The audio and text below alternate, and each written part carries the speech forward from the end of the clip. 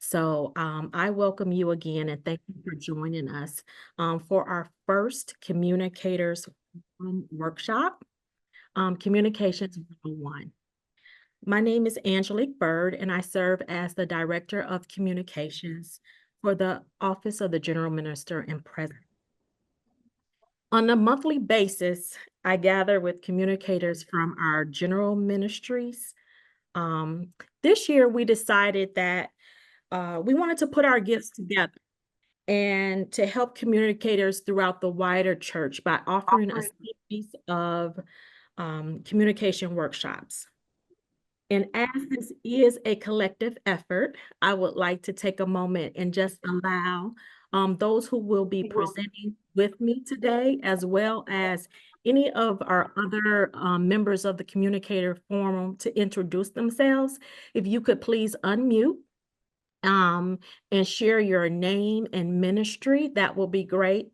And I also want to note that we have the privilege of having a communicator from our Arizona region who joins us and shares with us as well and has used his gifts to help us in this workshop today.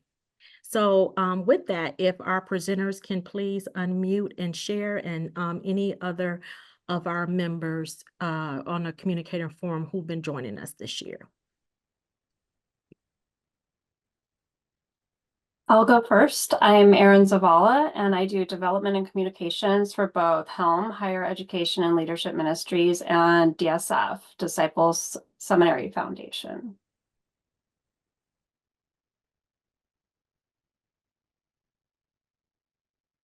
Matthew, you want to just... Sure.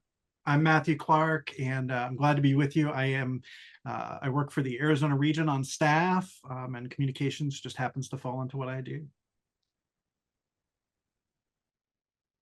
I'll go next. Hello, everyone. My name is Nadine Compton. I'm the creative writer and digital media specialist for Disciples Church Extension Fund, which includes New Church Ministry. So if you see stuff on social media, website, graphic design, regional communications, that's because of me. Christy or Melissa? I'm Melissa St. Clair. I'm the new executive director for the Center for Faith and Giving. I'm Christy Vaughn, the Director of Marketing for the National Benevolent Association. And I think we might have a couple more communicators who have joined us.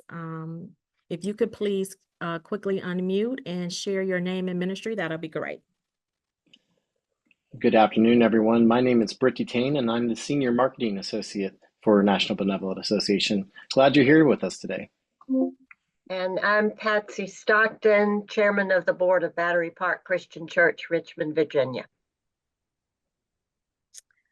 Okay. Hi, I'm Debbie Williams. I'm Director of Marketing for Disciples Church Extension Fund. Okay.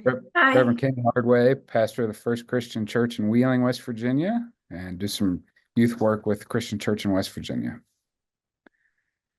All right. Any other members from the Communicators Forum that have joined us? I think we might have everyone. So before we get started in our workshop, I just wanted to go over a few housekeeping notes. We realize that there's likely a wide range of communication skills amongst us who are gathered here today.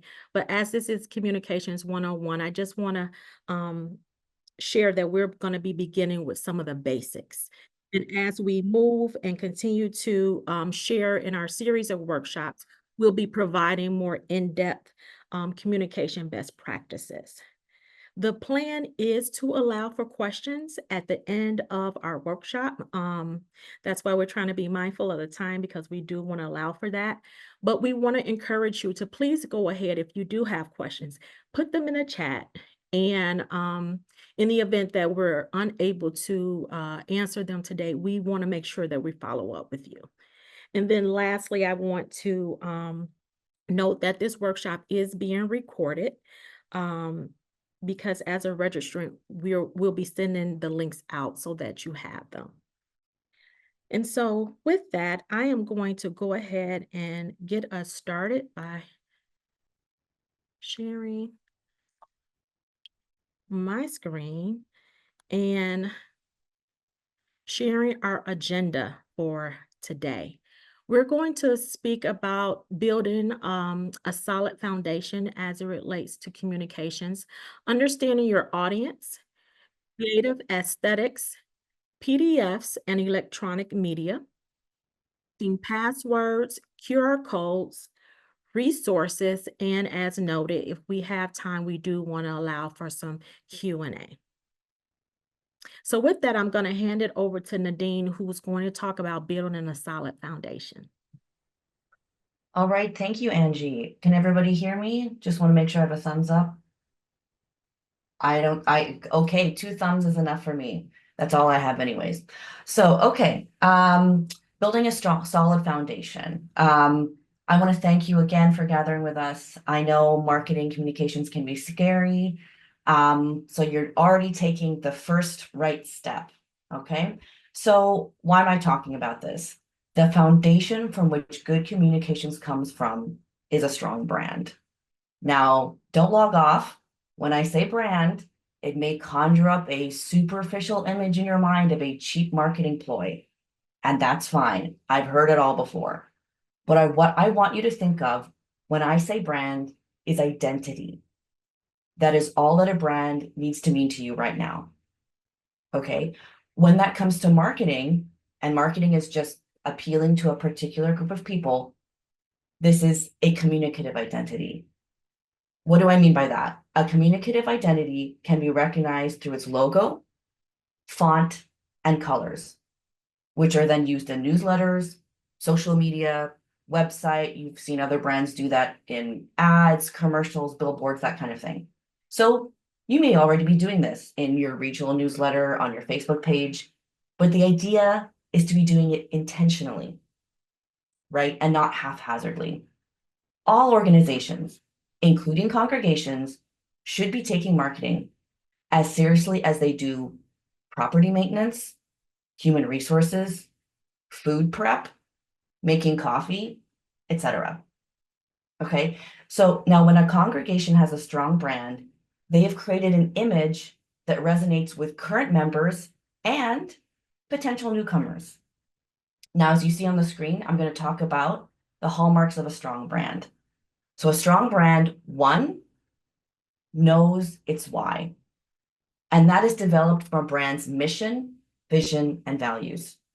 Now, if you have ever attended a New Beginnings assessment with my colleague, Gilberto Cayazzo, who is the Vice President of Disciples Church Extension Fund, then you will have heard him talk about a church's why. Or maybe you heard it from author and motivational speaker Simon Sinek when he talked about it in his famous TED Talk.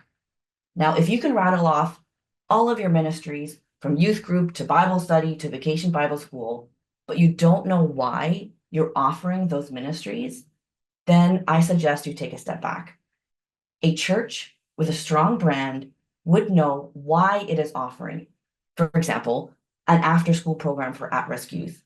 Maybe because there is a need for that in the community and the church has the resources, including space, faculty, and transportation, to offer that to families in need, as well as a passion to run such a program in the church.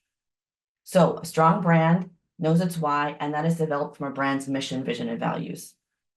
But also, it is able to clearly demonstrate who and what it is to other people. A well-defined visual identity can convey your community of faith's message much more effectively than words can. When I talk about Coca-Cola, you immediately can see the red, you immediately can think of that font, and that's really all you need, right? We don't need to talk about the recipe and how it's fit. No, think Coca-Cola, you think of that logo, right?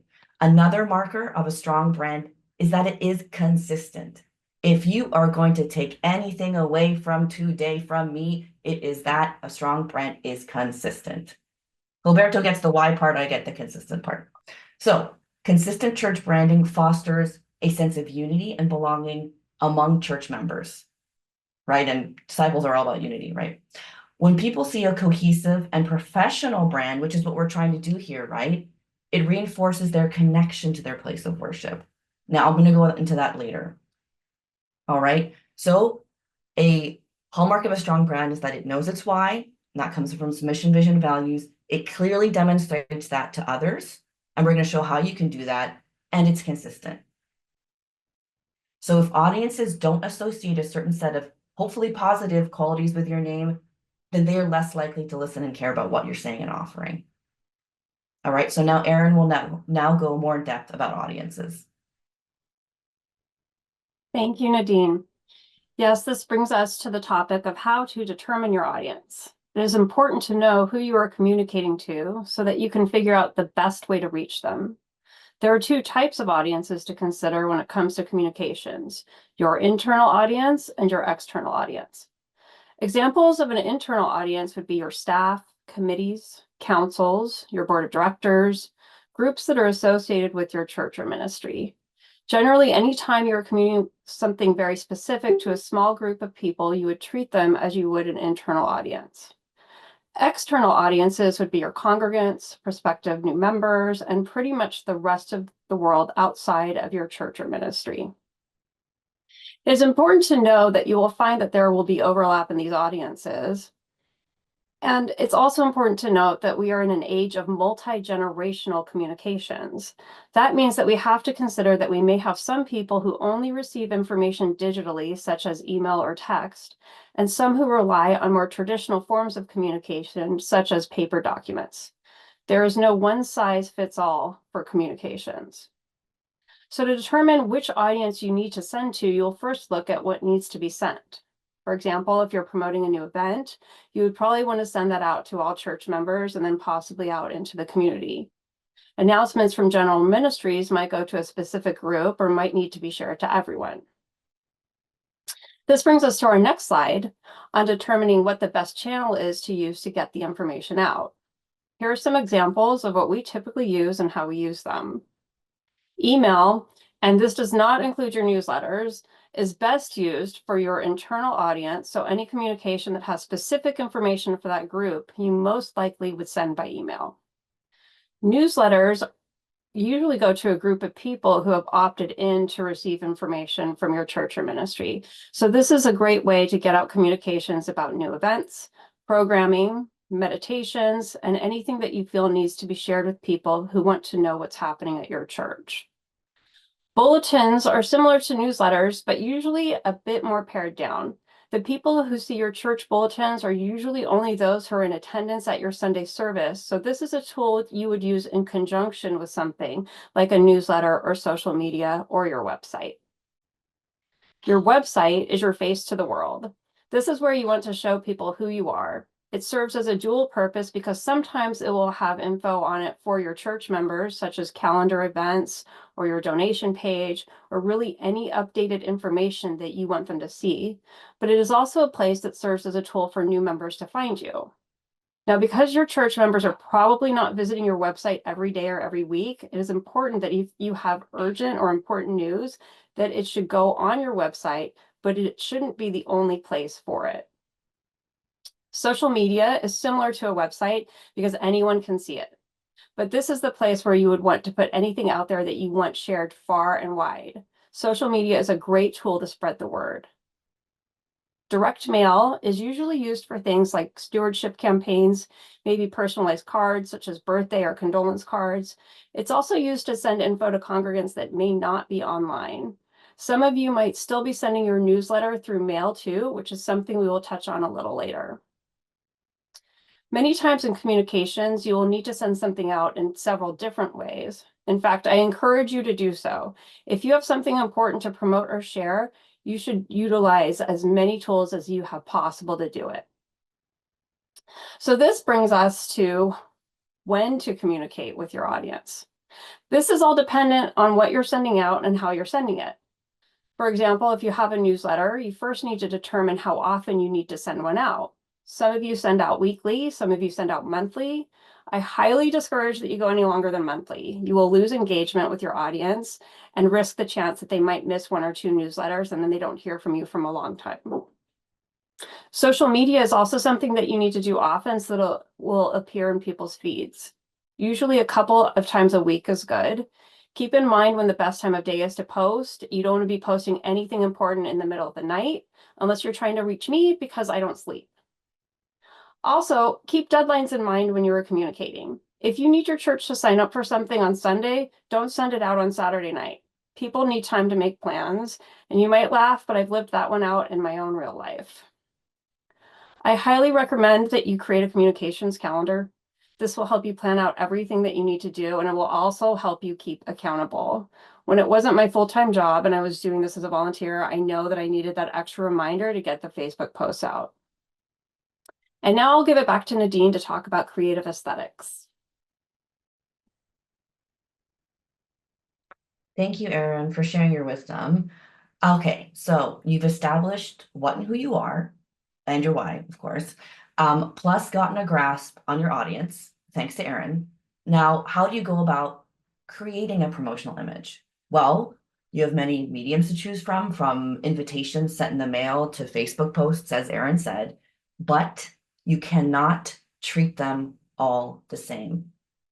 What I see all the time with churches is that they dump all of their information into an itty bitty social media post that someone will most likely swipe on anyways because it's just too overwhelming.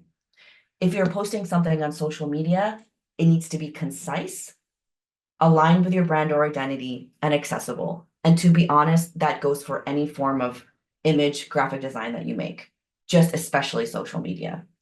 Now, if you're not on the interwebs and you're because your community is not there, that's fine. But if you're putting up a flyer or a poster in your church's fellowship hall, for example, then you have more room to incorporate information about an event that you're promoting. After all, flyers are what, 8.5 by 11 inches, posters, up to 18 to 24 inches. Okay, so let's look at a few examples now. Let's start off with social media. Okay, so as you can see, I don't have a lot of room to work with. Okay, so I have to get to the point. I've included the name of the event, the name of the church, which is fake. This is all fake. The venue address and the time of the event. Now, as you know, I work at Disciples Church Extension Fund, so I have graciously given myself permission to borrow their brand. When I say that, I mean their font colors, for example. Either way, they are all consistent. If you were to go to our social media, our website, you would see the same font, the same color, over and over again. In addition, I haven't crowded the image with unnecessary information. Any essential information a follower needs to know is readily accessible. If they want to know additional information, guess what? They can read the caption. You can do that on Instagram, you can do that on Facebook, you can do that on LinkedIn. I'm not going to talk about Snapchat because I don't really know who uses that anyways. Okay, now let's go to the next slide. I'm going to review a couple creative examples courtesy of Matthew. He has given me permission and I'm not going to be mean, so don't worry. So you can see there's two images, right? Promoting events. In the first, it was created 10 years ago and things have changed since then. There are some places where it could be improved upon, like anything one has done in 2014. I would personally not want to see anything I put out in the world in 2014. Okay, so in this first image, we can see it is aligned with their brand. If you look at the bottom, that's the Arizona region's logo, right? So sorry, let me backtrack. It is not aligned with, what I was trying to say is that it is not aligned with that logo. There's a whole bunch of different fonts, and it's frankly a little bit hard to read, right? It's graciously hosted by somebody and somebody else. I don't know. Okay, so there is a URL, which is great, but then if I'm looking at this on a bulletin board, I'm supposed to take out a piece of paper and write that down, or then maybe take a picture with my phone. And then when I take the picture of the phone, when I've access, it's too much. Okay, in the example on the right, which was created this year, we can see it is so much more legible. The colors are in line with the logo with that use of purple and green. It is also relevant to the needs of the disciples in the Arizona region. The fact that it's in Spanish and English makes it much more accessible to more people. I want to give thanks to Matthew for letting me go over that. It's always very harsh when you put out something creative in the world and people get feedback, but this is a teaching moment, right? Okay, now back to Erin. Yes, that's what I love about our group. We definitely work with each other, and we bounce things off of each other all the time. So I'm going to suggest that you all find somebody to show your work to, because that's very helpful. So thank you, Nadine. Yes, now we're going to be talking about PDFs versus electronic media, specifically in relation to newsletters. And I will preface this by saying, if you're sending out your newsletter as a PDF or a document, I'm going to plead with you to make the transition over to electronic media. It is not only easier for your recipients to read, but I find it much easier to create them digitally than in print, because I don't need to worry about fitting it all into one page. Let's first start with understanding what they are and when they are used. PDFs are used for when you need a formal fixed document that can be downloaded, printed, or stored offline. PDFs are ideal for delivering static content like guides, reports, or promotional materials such as a flyer. When you want someone to keep it forever, you send it to them as a PDF. Electronic media is in reference to using a program such as MailChimp or Constant Contact to send out to your audience. These programs allow you to build your newsletters digitally within their platforms. You can have clickable links in the text or through images. You can personalize the emails so that you can address the recipient directly. You can automate the emails to be sent through scheduling. So say you build out your newsletter on Monday, but send it out on Wednesdays, you can schedule all of that ahead of time. Also, most of these programs do a good job of making the content mobile friendly so that it's easy to read on different devices. My favorite tool, though, is the tracking. I can see how many people opened the email and what they clicked on in the newsletter. If I know what people are interested in, I can create a better newsletter to keep them engaged. So on the next slide, I'm going to show you an example of a newsletter that was sent to me from a client that was starting with me. And this is an escrow company, and I'm sure that they don't mind me sharing this with you, because if you know of anybody that would like to use them for business, I will send them over to you. They were sending out their newsletter as a PDF. And from a design standpoint, it's very difficult to read.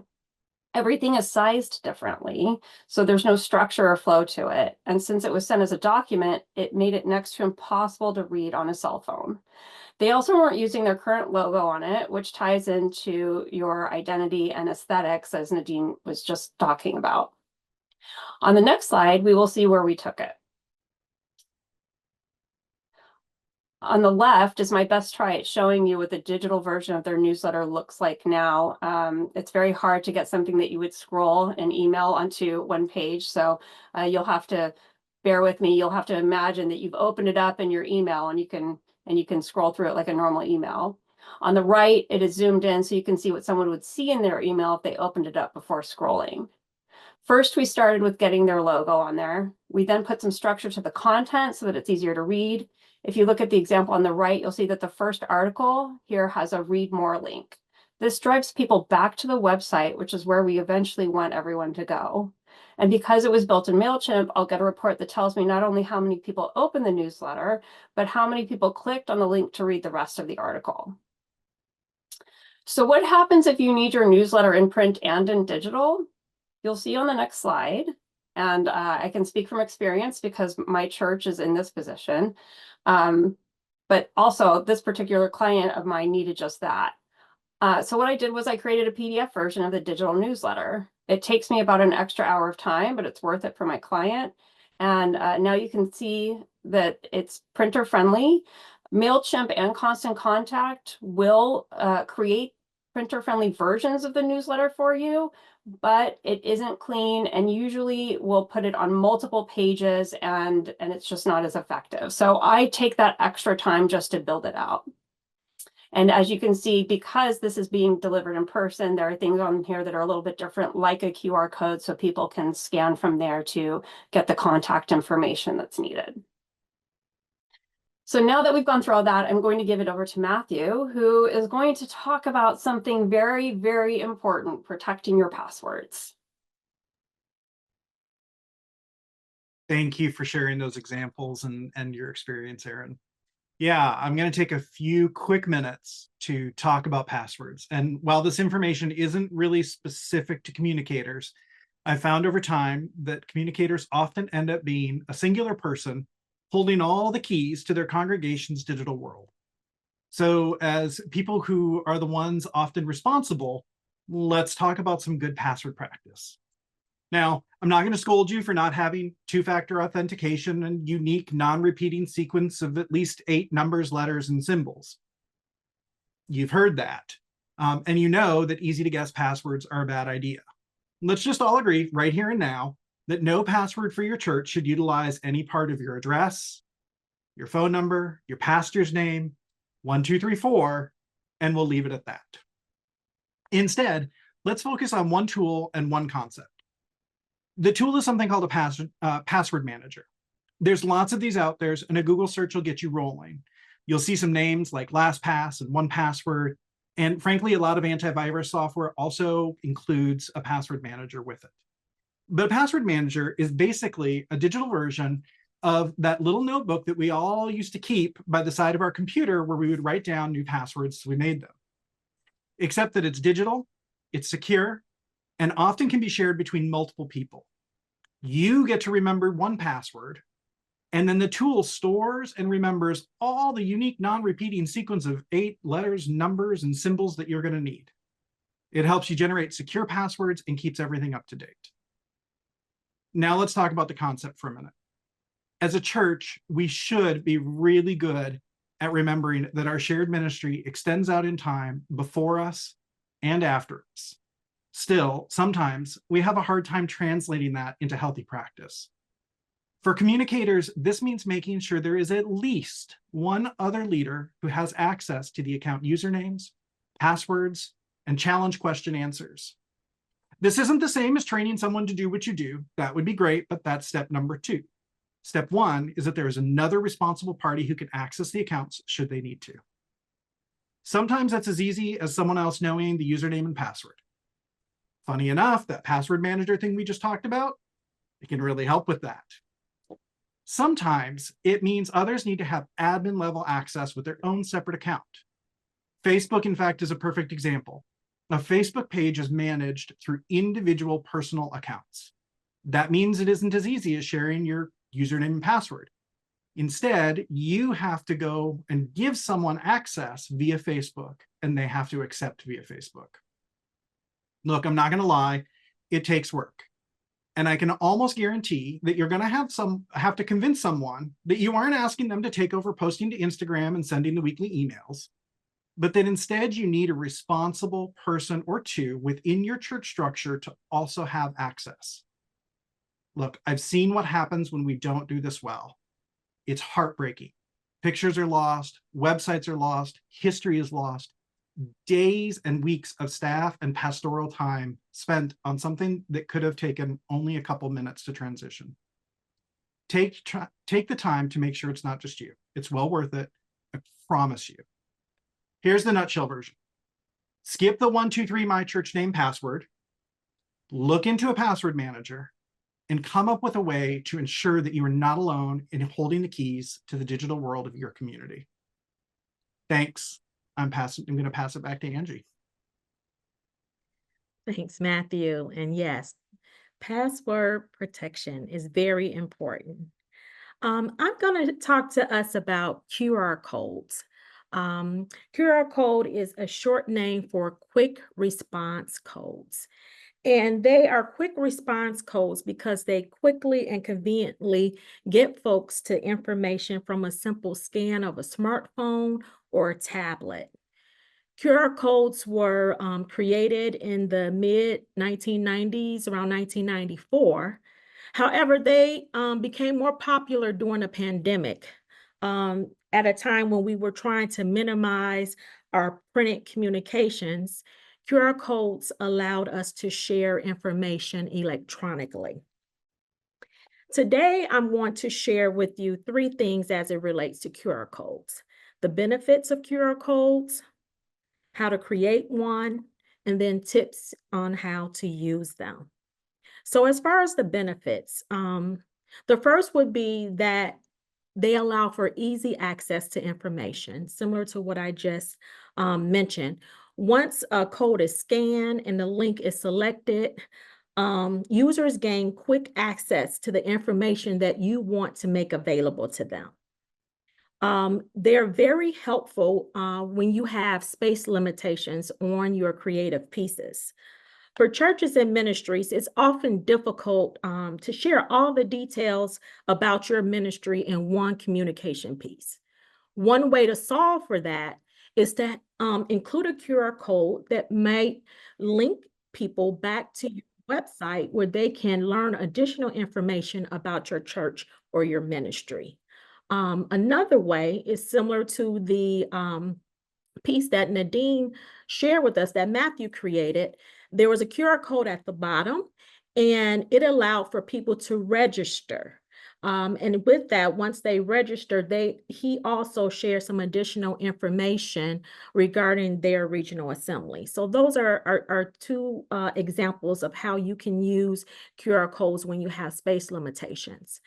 The other benefit is that they can be used in digital and in print communications. So whether you are you want to use them on your website, social media, newsletters, flyers, posters. Another great practice is to use them on business cards. And that's also a great example of using a QR code when you have space limitation. So creating a QR code is fairly simple.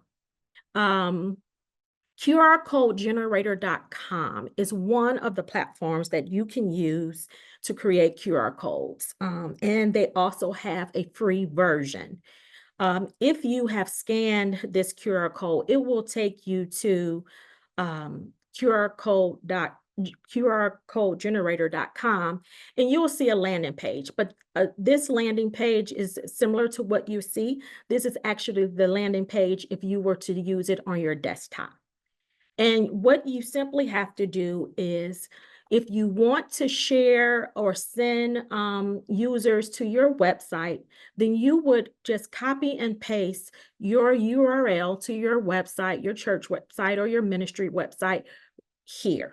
If you want to send them to a registration page, copy and paste that URL right in this space.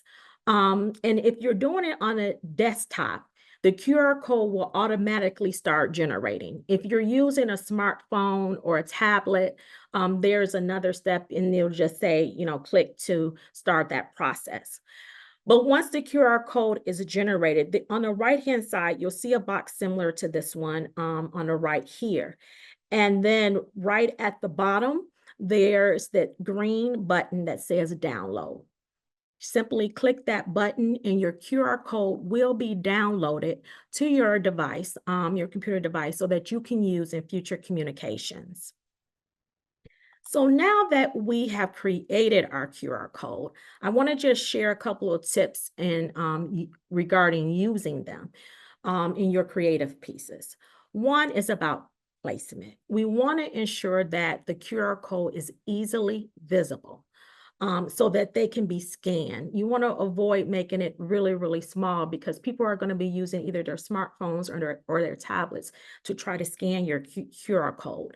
You also want to ensure that you allow for space around the QR code, that you're not having a lot of copy that's really close to it, because it too can interfere with scanning the code.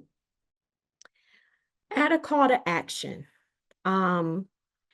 It's very important that you share with users where they're going to land once they scan that QR code. Are they going to your website? Are they going to a registration page? Are they going to a page where they're going to learn some additional information regarding a church event that you're putting on? It's important that you make them aware where you are taking them. I mentioned that QR codes became very popular during the pandemic. And so usually when people see the code, they know to scan it. However, depending on your audience, you might want to make sure that you're very specific in your call to action. And again, your call to action is simply you sharing what step you want your users to take. So An example of one would be scan to visit our website or scan to register. That's if you're speaking with an audience who may not be familiar with QR codes. If they are, then you can simply say, visit our website or register today, and they'll know to scan the code. We also want to ensure that your code is high res. If your code is small or blurry, it's going to be difficult for your smartphone to pick it up. So you want to make sure that you're using a high res QR code. And lastly, I would say always, always, always test your QR code before using it. You want to make sure that it's going to the place where you have the information that you want to have shared. So be sure to test them prior to using them in any of your communication pieces.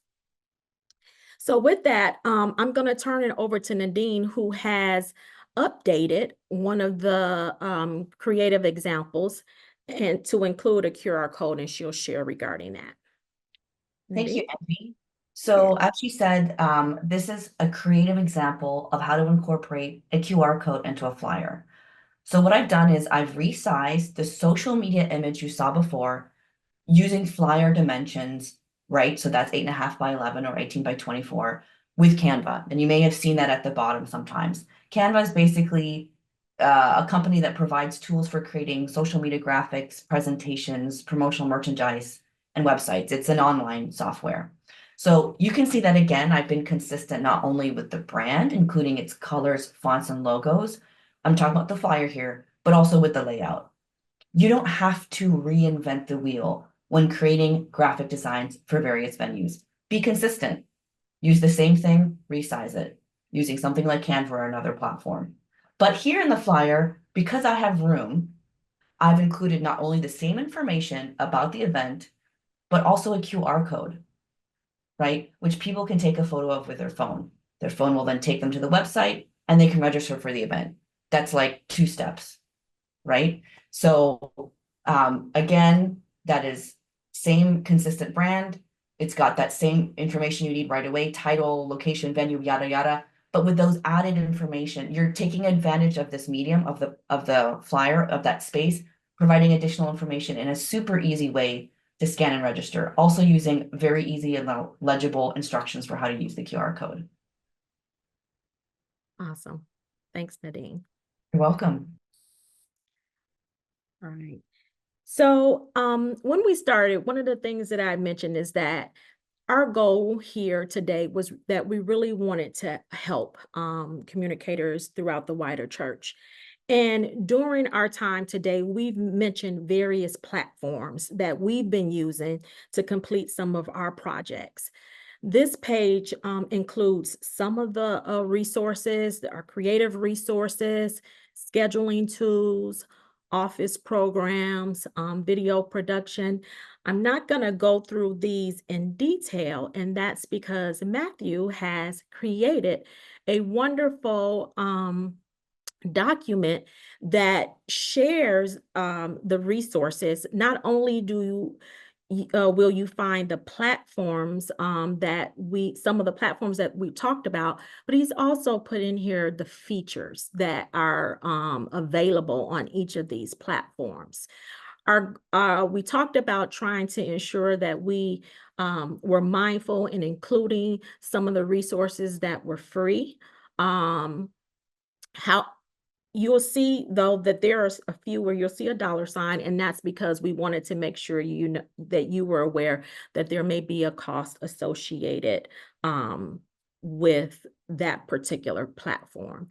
So you will be receiving a PDF of these resources because we want to make sure that you have a reference tool available to you with all of the various platforms that we've been discussing. And the other good thing about it is the PDF is a clickable PDF. So you will be able to click and go directly to some of the platforms that have been mentioned. So thank you, Matthew, for pulling this document together. One of the other things we wanted to mention as a means of really trying to assist, Aaron mentioned earlier that we like to come together and maybe bounce ideas off of each other as it relates to creative layouts or creative design.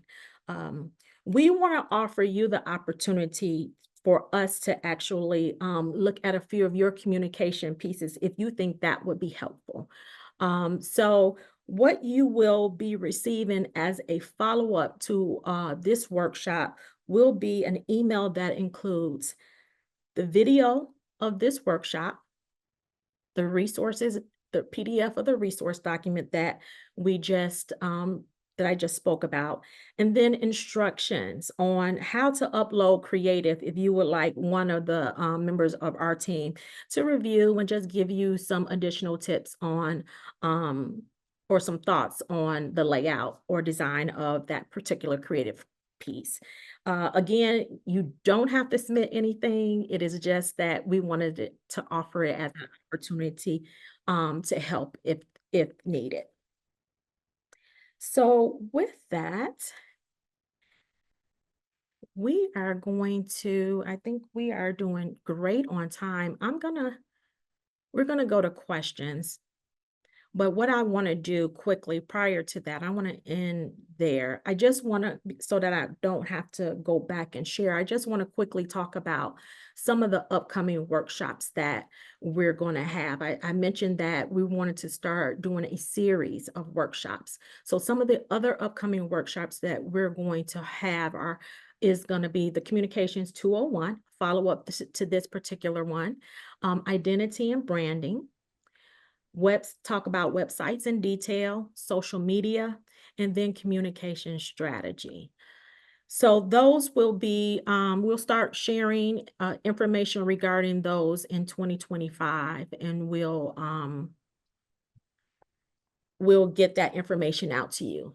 With that said, if there are different topics that are weighing on you that you might want to have some additional information about, please go ahead and add that into the chat as well, and we'll see if we can bring that into one of our workshops as well. So if you have topics or that you would like for us to consider, please add those into the chat as well. I'm going to go ahead and stop our share, and then we can have some time for questions. I believe for the most parts, we've been trying to answer some of them along the way because there was a concern that we might not get to all of them. So, Christy, are you seeing? Okay. Are you seeing any that might be outstanding, or how are we looking in terms of? We have a really good question from Brian, who asks if there are any suggestions for churches that have non-digital marquees. Get one.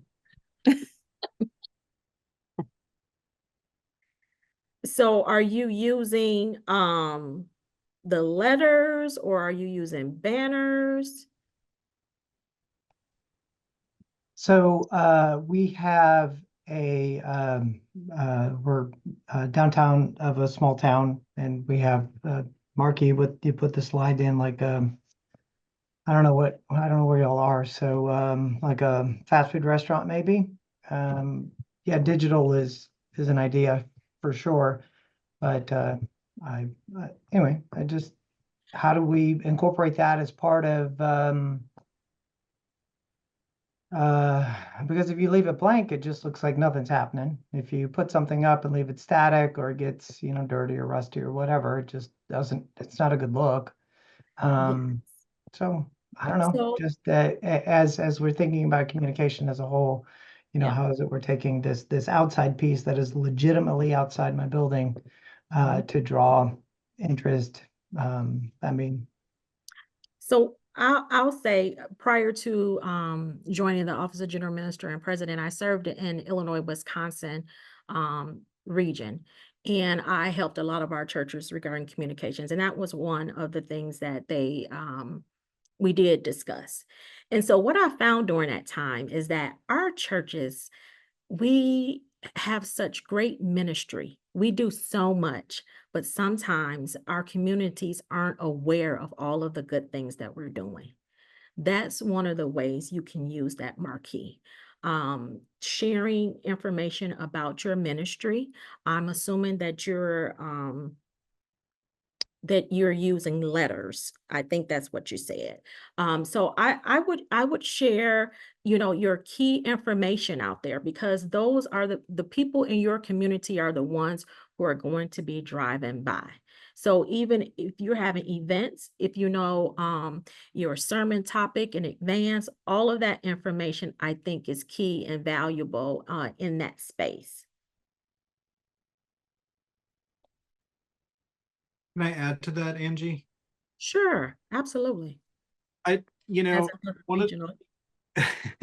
one of the things that with all the communication pieces is really start kind of with that question of who do you hope sees it, and what do you hope they get from it? And a sign outside your church, whether it's digital or not, frankly, it's hard. It's a hard thing to do, because they're going to see it for 5 seconds, right? So ask yourself the question, I have 5 seconds with someone as they drive by, maybe once every day, or maybe once every week, or maybe even fewer. What can I convey to them in 5 seconds that tells them who we are, that might help them identify this is a place we want to go and we want to look at? So start with really you've got the medium. You've got to really think about, like, what is it that we want someone who sees this to get out of it? And then how do we work backwards and try and get there? I'll also say it's really, really hard. Digital or not, those signs, they're hard. Yes. Thank you, Matthew. Any other questions? We have a few more minutes. I see a question regarding building a brand and identity. Thank you, Christy, for sharing the link for Canva, and that there are some things there, but also know that that's going to be one of the topics that we're going to be having a workshop on next 2025 as well. But for now, that's great that you can use that link. Thanks for providing some additional topics. Any other questions? If not, we will give you a few minutes back to your day. You will be sending information out to us or something on the emails that we provided when we registered? Yes, so you will receive an email using the email that you registered with that will have those 3 things: the actual link to the video, the resource PDF, and then any instructions in case you want to share a creative piece for us to review. Yeah, so we will be sending that out. So I do want to say thank you. We appreciate your time. We hope that this has been helpful, and we're looking forward to doing putting on the additional workshops that were mentioned earlier next year. Wonderful. Okay. Well, thanks for coming, and have a great rest of your day. Bye-bye. Thank you all. Thank you.